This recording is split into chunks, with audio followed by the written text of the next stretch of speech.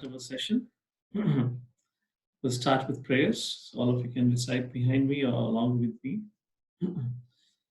Om Ajnanatirmirandasya Jnananjana Shalakaya Chakshurunmilitam Yena Tasmai Shri Guruve Namaha. Namo Vishnupadaya Krishna Prishtaya Bhutale Srimate Bhaktivedanta Swami Niti Namine Namaste Saraswate Devi Gauravani Pracharine Nirvishesha Shunyavadi Pashyata Deshatarine Jai Shri Krishna Chaitanya Prabhu Nityananda Shri Advaita Gadadhar Srivasadi Gaur Bhaktivinoda Hare Krishna Krishna Krishna Hare Hare Hare Rama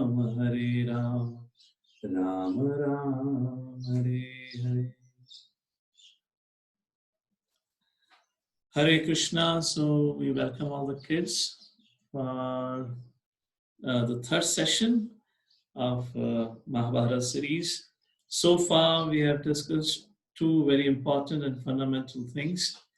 First thing we discussed about how Mahabharata, which was written by Srila Vyasadeva along with other Vedic literatures, is not a mythology, which is unfortunately taught in the school to all of us, that Vedic scriptures, including Mahabharata and Ramayana, are all mythology. No, it is not mythology.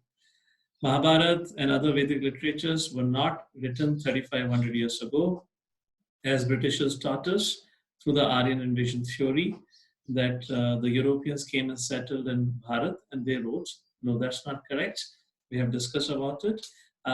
Vedic scriptures were compiled by Srila Vyasadeva around 5,000 years ago at the beginning of Kali Yuga. And the third important thing that we discussed in the last two sessions is the purpose of Vedas. And this was what we had discussed in the very first session.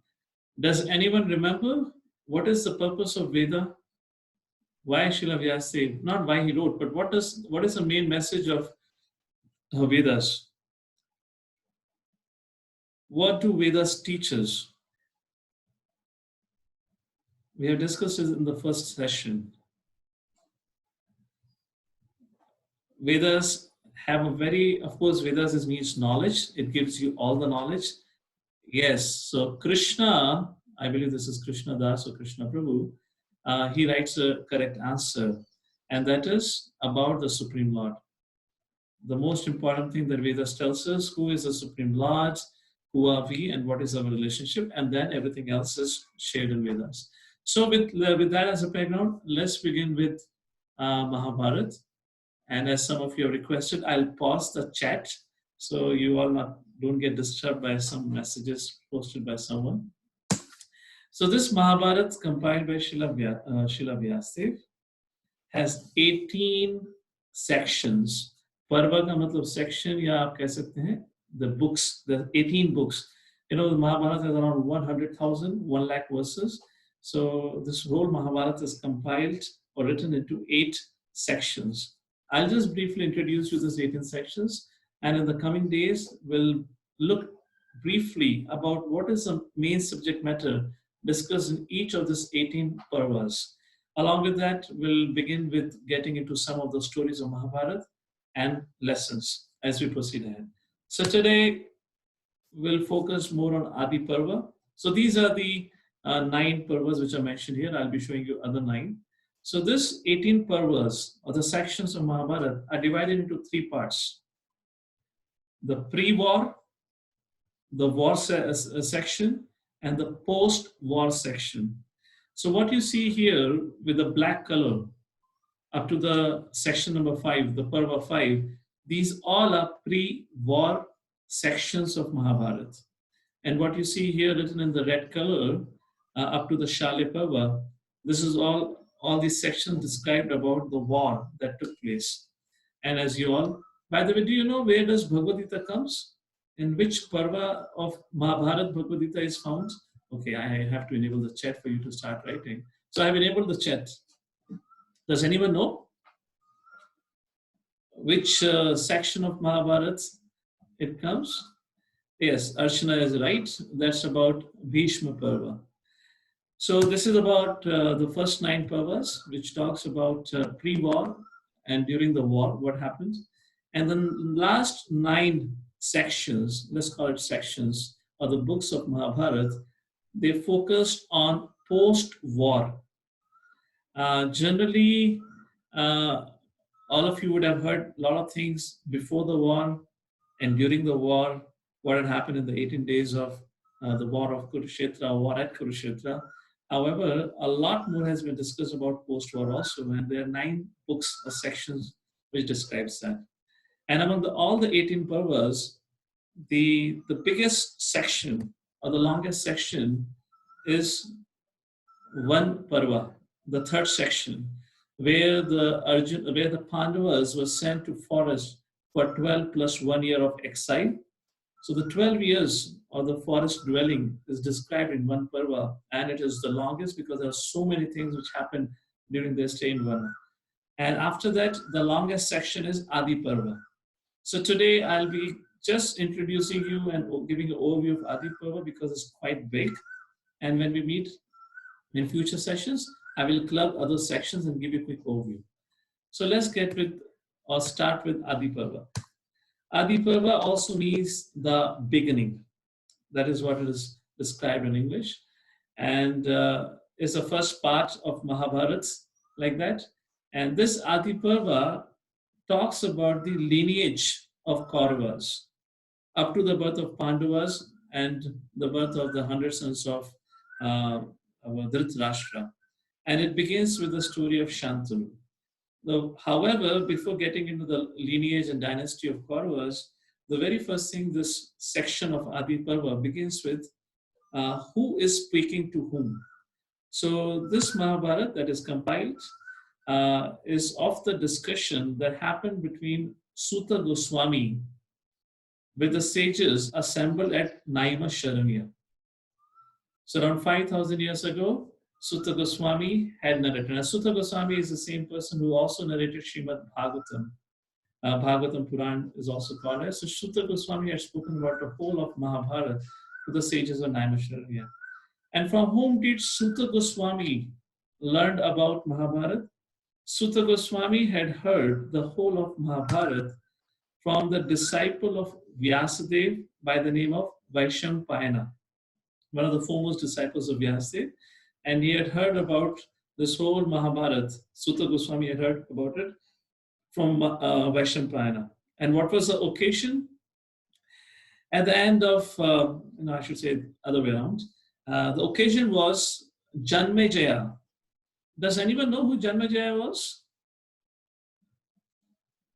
I have enabled the chat in case if any one of you know Janmejaya. There are going to be a lot of personalities, okay? I'll try to make it as much as clear to all of you. Of course, we can't discuss all the story. Yes, Gagi is correct. Parikshit's sons. Yes. So Janmejaya had organized a huge sacrifice. And the purpose of the sacrifice was because Janmejaya was very upset when he heard about the death of his father Parikshit Maharaj, and Parikshit Maharaj was killed by the snake bird Takshak. So on hearing this, Janmejaya became very upset, and he decided to organize a great yajna in which, through the power of the fire yajna, all the snakes all over the universe were pulled into the burning fire of this yajna.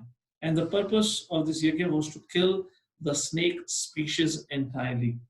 However, Vyasadeva, some say Vyasadeva, some say Brahma, and whoever it is, but let's say Vyasadeva, he came and interfered, and he requested Janmejaya to stop the yajna.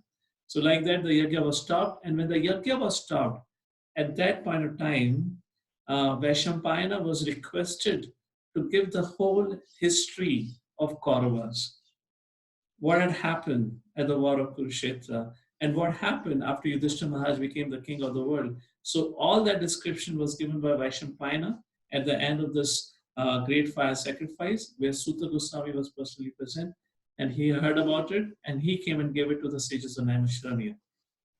So this whole discussion, after this description about where and how this story of Mahabharata was narrated, then begins the discussion about the Kauravas dynasty.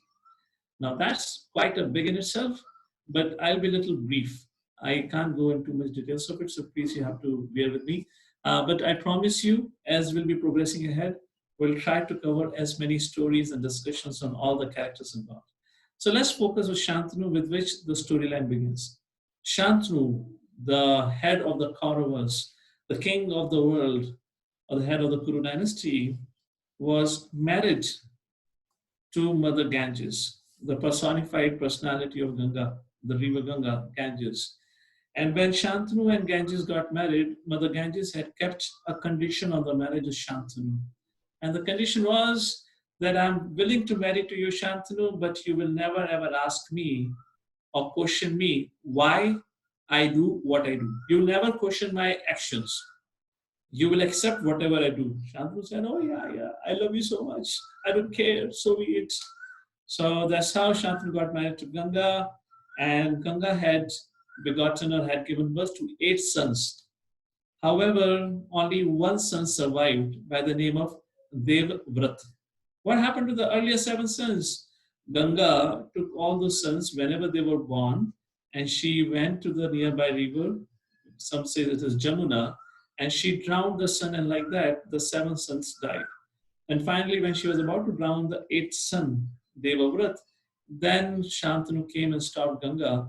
And that's the time Ganga said, Shantanu, because you have broken your promise, so I will have to leave you, but you get to keep the son. So what is the background story to it? And the background story why Mother Ganges was killing her own sons. So these 8 sons of Ganga were actually were 8 Vasus. Who are these Vasus? They are the great personalities. They are Devtas. It is described that they are the elemental gods, the gods of elements. In other words, they are the gods of earth, water, fire, air, ether, like that. Of these elements, they are the presiding gods of these. And these 8 Vasus were cursed in their previous life by Vasishtha Muni. So when they were cursed, I'm not going to go into the details of all the story, but just a connecting story. When they were cursed, so all the 8 Vasus begged forgiveness from Vasishtha Muni. And then Vasishtha said, well, I cannot take my curse back. However, I allow you, I give you a benediction that the 7 of you, as soon as you will take birth, within a year's time, you will be killed and you will come back to your original position. However, one of you will not die and will have to continue to live in the mortal world. So just a side note, just like Vasus, although a great Devtas, but because they offended a great personality, so they had to face severe reactions. So we have to be careful about our dealings, particularly with the devotees of the Lord. Anyways, so that's how Devvrat was the one who survived, who had to continue to live. Shantanu, after Ganga's disappearance, when Ganga went away, he fell in love with another woman by the name of Satyavati. Now, when Shantanu went to the father of Satyavati that I want to marry your daughter, the father of Satyavati said, no, this marriage cannot happen. And Shantanu was very upset. He came back. At that time, Devavrat went to the father of Satyavati and he pleaded to him, please allow your daughter to get married to my father. At that time, the father of Satyavati put 2 conditions to Devavrat. The first condition, Devavrat, I'm willing to give my daughter in marriage to your father, but you have to promise me that you will never become the king. Devavrat said, so be it, I will never become the king. And then the Satyavati's father said, and my second condition is, you have to promise me that your sons will also never claim right on the throne of Hastinapur. Now Devavrat was in confusion because when he would get married, when he would have sons, who will be able to control them or not. So at that point of time, looking at the situation, Devavrat took a vow that yes, I take a vow that I will never claim my right to the rulership of Hastinapur or of the world, and I take a vow that I will never get married. And when he took that Bhishma vow, or Bhishma Pratigya, all the Devtas appeared in the sky and they showered flowers on Devavrat and they said, Bhishma, Bhishma, Bhishma. And since that day, Devavrat was recognized by the name of Bhishma. Let's move on. Satyavati, from her marriage to Shantanu, had two sons, Chitrangada and Vichitravirya. Vichitravirya was not that a strong a person. Chitrangada was a great warrior, however, he died before getting married. So then Satyavati, just to have a continue of the dynasty or her lineage, she requested Bhishma to arrange for the marriage of Vichitravirya. And that time, Satyavati also had another son by the name of Vyasadev through Parashar Muni. And Vyasadev had got begotten Vidura from one of his relationship with Shudrani on the request of Satyavati. That's a side story. So Bhishma, as you probably have heard of the story of how in a Kshatriya spirit, he went and won the hand of three daughters of the king of Kashi, Amba, Ambika, and Balika. And Ambika and Abalika were married to Vichitravirya. However, Vichitravirya, before he could have, the progeny, which means the child, he died of a disease. And now Satyavati is again confused. Now they don't have any son to continue the dynasty. And Satyavati approaches Bhishma, you have to help me. And Bhishma said, I cannot, because for your sake I took a vow of celibacy. I cannot help. And that time Satyavati requested Vyasadev to have a child through Ambika and Ambalika. Like that, Ambika gave birth through Vyasadev to Dhritarashtra. Dhritarashtra was the eldest son of the Kuru dynasty at that point of time, who got married to Gandhari. And through Gandhari, he had 100 sons by the blessings of Srila Vyasadev, and the foremost of the son was Duryodhan. And they had one daughter, wife of Jayadratha. We'll come to the story of Jayadratha later on. And through Ambalika, Vyasadev had procreated a son by the name of Pandu. Because Dhritarashtra was the eldest son, he deserved to become the king of Hastinapur. However, unfortunately, because Dhritarashtra was born blind, he cannot be the king.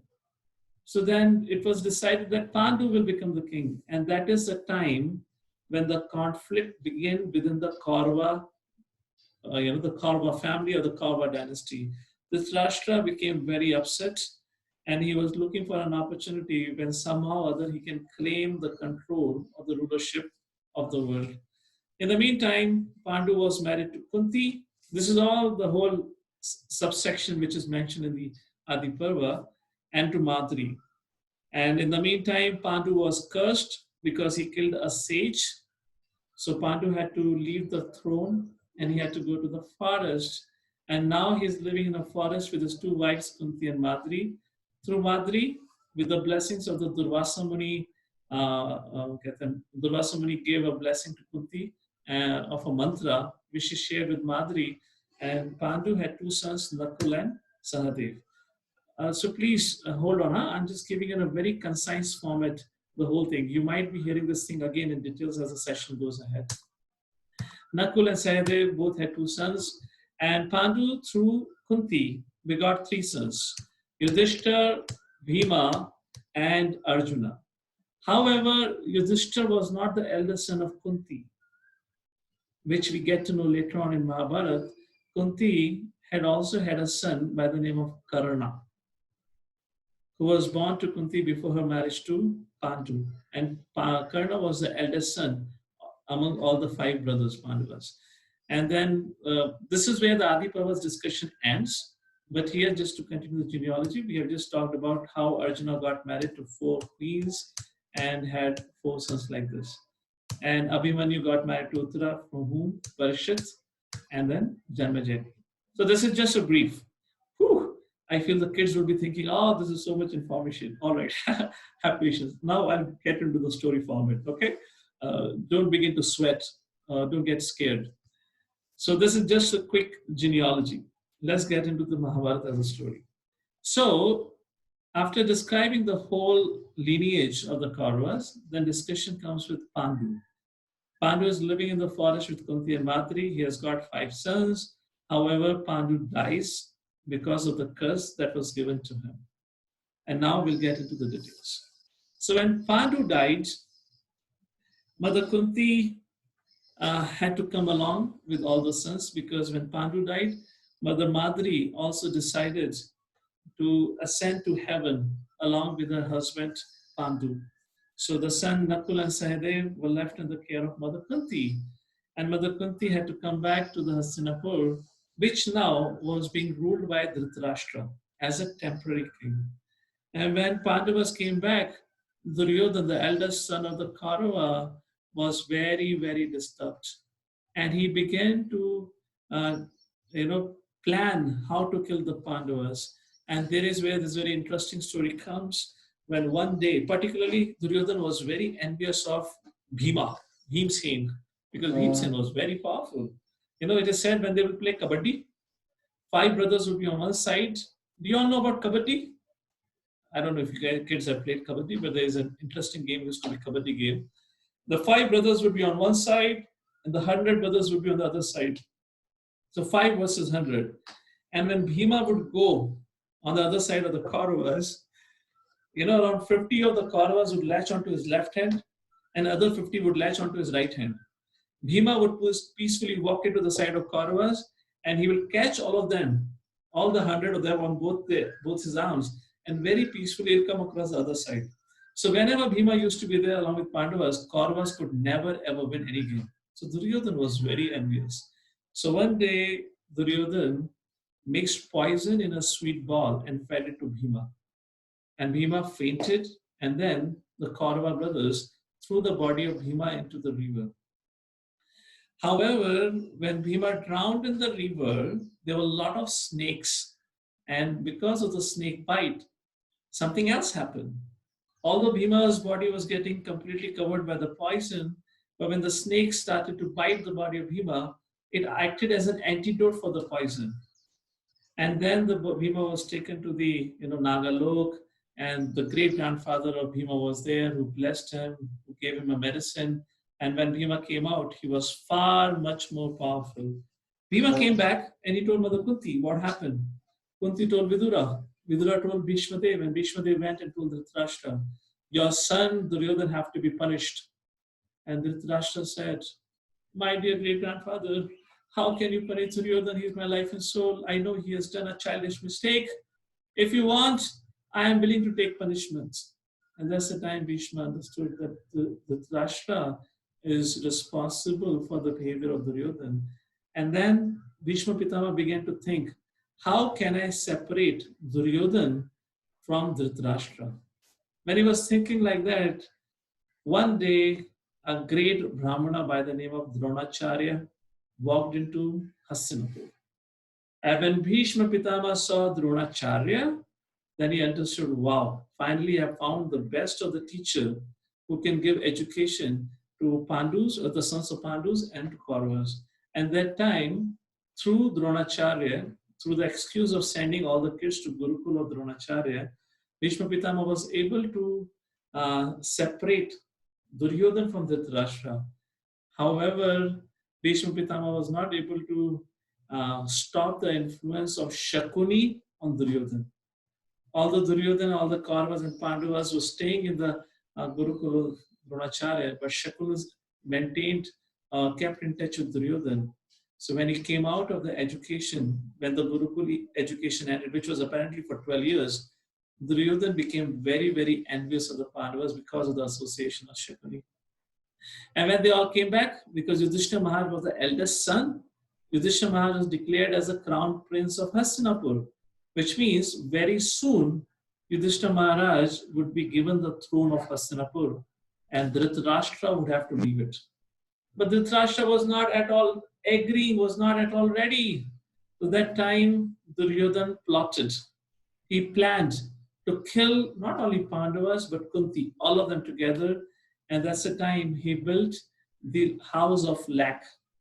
And he arranged for Pandavas along with Mother Kunti to go on the excuse of a retreat to go and live in this new palace built by Duryodhan for his cousins. And like that, he arranged for Pandavas and Kunti to go and live in the house of LIKE.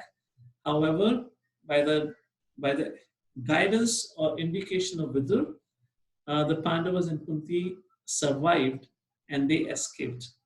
And then Vidura had sent a message to Kunti that it is not a good time for you to come back to Hastinapur. Your life will be in a threat or in danger.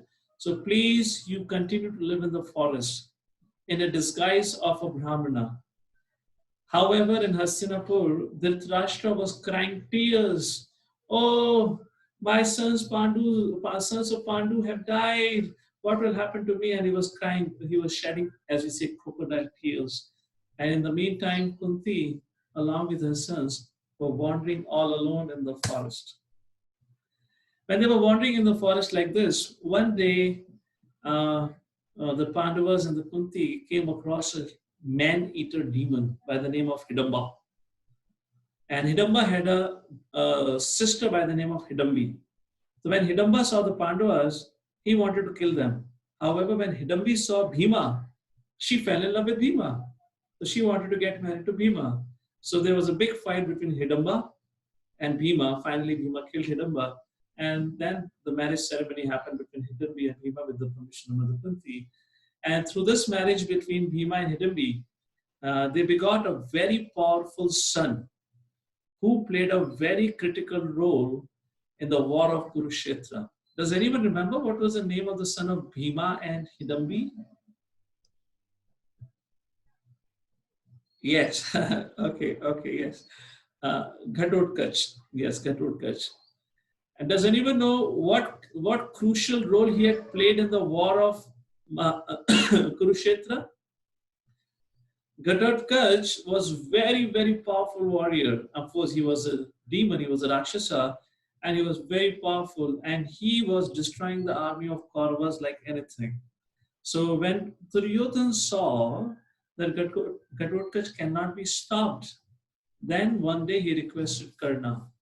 And he said, Karna, you have to kill this Ghatotkacha.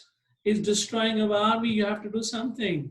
And that time, on the request of the king, on the request of the prince, otherwise, Duryodhan, Karna was forced to use a special weapon. The weapon which was meant exclusively to kill Arjuna, Duryodhan, on the request of Duryodhan, Karna was forced to use some Ghatotkacha. Yes, Ghatotkacha died. However, because that weapon was used, Arjuna survived. Is said to be one of the reasons. So there were two great sons of Pandavas who fought and who died. One is Ghatotkacha, with all valor and strength, he fought for the sake of Pandavas and died. Who was the another son? You know, Ghatotkacha is the son of Bhima. Who was another son who was also killed? Abhimanyu, yes, the son of Arjun, who was also killed on the 12th day, if I'm correct like that.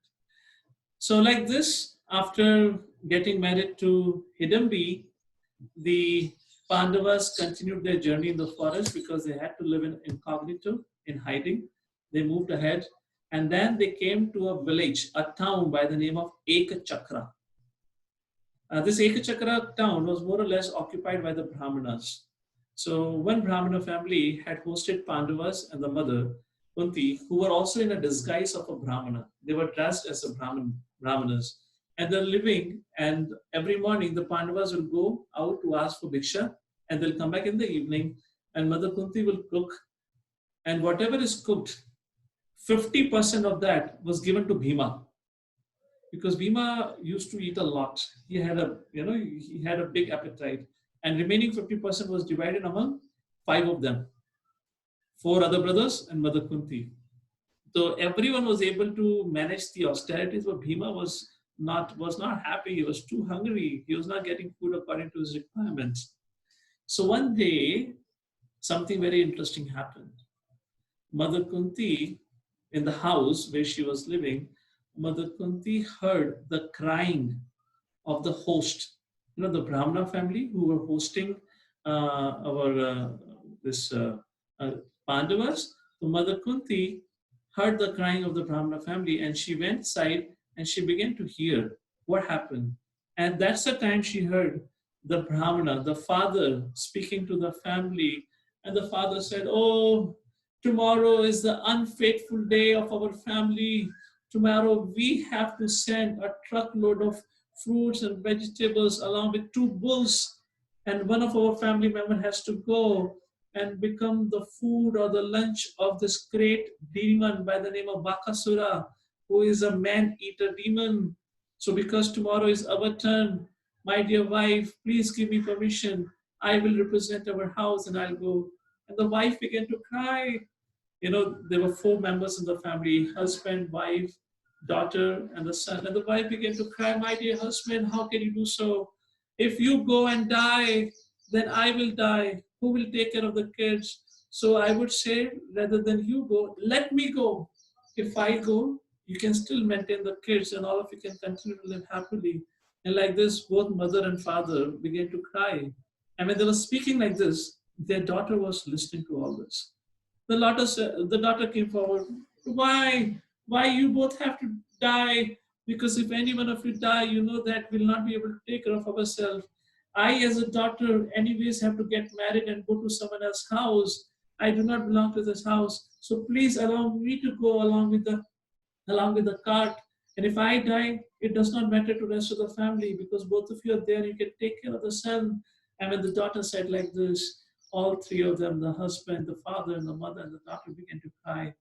And along with these three of them, there was fourth person. The youngest of the whole family was a small toddler, son. And when the son or the brother saw the condition of the family, he became very angry. Mind you, he's very young, very small boy. He became so angry, he plucked a grass from the ground, and he said, "Father, your son will go tomorrow, and I will go and kill Bakasur with this great weapon of mine in my hand." And what was the weapon? The grass. And because that young boy spoke like this, the father, the mother, the daughter, they began to laugh at the innocence of a young boy, the young child. And like this, they were just thinking what to do. At that point in time, Mother Kunti entered the scene, and Mother Kunti said, "Hey Brahmana, please allow me to serve you." The Brahmana said, "What do you mean? I have 5 sons. Please allow me to send one of my sons. Even if I lose one of my sons, there is no loss." So then Brahmana said, "How can it happen? You are our guest. We cannot take service from you, and that was to ask for a life of one of your sons." Then Mother Kunti said, "Hey Brahman, let me tell you one secret, but promise you will not tell anyone." And she said, "You see this big guy? Who is a big guy? Bhima. So this big guy, although he looks like a Brahman, but he has got a mystic power. And he has been given mystic power by his guru that he can go and kill anyone. But you promise me you will not tell to anyone, because if people get to know that the boy of mine, Bhima, is so powerful, then everyone will come and ask him to teach him that mystic knowledge. So if you promise you will not tell anyone, I will send my Bhima, and I promise you, by this well-built, hefty son will very easily go and kill Bakasur." So like this, the Brahmana agreed, and the next morning, Bhima goes to the place outside of the village in the cave where Bakasur, the man-eating animal or cannibal, was living. And when Bhima reached there, Bhima on this particular day was extremely happy. He was so happy, he was super excited. Does anyone know why Bhima was so happy? After so many days, Bhima had got a chance to have a feast. He's going to eat a cart full of fruits and vegetables by himself. Bhima was super excited. And when Bhima came out of the village, when he saw that no villager is looking at him, so right outside the cave of Bakasura, Bhima began to eat whatever was there on the cart. And the time was passing by, and Bakasur is wondering, "Arey, 9 o'clock my delivery comes. The time for home delivery is 9 o'clock in the morning. Nobody has come. It is 9:30. It is 10 o'clock." And Bakasur was wild. And when he came out, he was shocked. He saw one Brahmana who brought the cart had emptied his cart full of food. And Bakasur became so angry that he charged at Bhima and he attacked Bhima. Now Bhima loves eating, and Bhima does not like if somebody disturbs his meditation while he's eating. So with the right hand, he was eating fruits, and when Bakasur came to attack Bhima, Bhima with his left hand got hold of the neck of Bakasur and was holding at a distance. And Bakasur with all his might is trying to attack Bhima, but nothing is happening to Bhima. And Bhima peacefully finishes his Prasadam program. And when Prasadam program is over, he gives him a tight slap on his face. And that is the end of Bakasur. That's how the great demon Bakasur died. Of course, there are more details into the story. I've just skipped the story. And like this, the Bhima and Mother Kunti and Pandavas set free the whole village of these cannibals, Bakasur and his family. And thereafter, the people at Ekachakra began to live peacefully with no danger and threat. And then the Pandavas continued ahead. And that's the time when Pandavas were informed that the king Drupad, who has a daughter by the name of Draupadi. So this is all part of Adi Parva, okay? The right opening book of Mahabharata. And that time, yeah, I'll just take a couple of more minutes to conclude this. What I was saying? Yes, so they were informed, Pandavas were informed that Drupad has organized a marriage ceremony, not a ceremony, rather a competition, to select a groom, to select a husband for our only daughter, Draupadi, who is said to be the most chaste and the most beautiful and the most qualified girl in the world today to get married to Pandavas, any of your Pandavas' son. So like that, all the Pandavas, along with the blessing of Mother Kunti, came to the arena where the competition was arranged. And to put it in a very simple format, the competition was arranged in a way where all the Kshatriyas were assembled to win the hand of Draupadi in marriage. They have to come, and there was a very stiff bow. They have to lift that bow, string it, which was the bow which was very stiff, and then lift that bow, aim it towards the sky, and in the sky there was a rotating object. And they have to hit that object, not while looking up in the sky. They have to look into the reflection of that object in the water on the pond, which is below there. And like that, they have to hit it. So many Kshatriyas came. Most of them could not even lift the bow only. Most of them. However, Duryodhana was able to lift the bow. But that fellow was not able to string the bow because the bow was so stiff. And finally, Karna came. He lifted the bow, he was able to string the bow. And when he was about to take an aim and shoot, then Draupadi said, "Oh no, I will not get married to the son of Shudra." He was the son of a charioteer, because a charioteer had picked him up from the river when Mother Kunti had, discarded him in the river. We'll come to the story of Karna when we talk about personality of Karna later on. So Karna became very offended. And that time, none of the Kshatriyas were there. So then Drishtadyumna said, "What had happened to the Kshatriyas? Kshatriyas have failed. Nobody is there in the Kshatriya who can win this competition and fight. If there is no Kshatriya, then anyone from the Brahminical class would like to take part in this competition." Brahmanas are very simple, they're not physically so strong. The Brahmanas were very excited with the opportunity, but they were wondering who will go and do, because the Kshatriyas could not do, so what Brahmanas can do? At that point in time, Arjuna, in the guise of a Brahmana, with the permission of Yudhishthira Maharaj, rose. And he said, "I take to this challenge." And whatever their name were in the disguise, as soon as Arjuna, the Brahmana, got up from his place, all the Brahmanas were super excited. They lifted their upper cloth and they were dancing Hari Bol. One person is there from the Brahmana race who's willing to take part in the competition. They were so happy and jolly. And they were roaring for this Brahmana. And this Brahmana came on the arena. And as you know the rest of the story, Arjuna was able to string the bow, shoot at the object on the sky, which was a fish. You had to shoot in the eye of the fish. And like that, Arjuna got married to Draupadi and Yudhishthira. There are a lot of details again in this particular episode.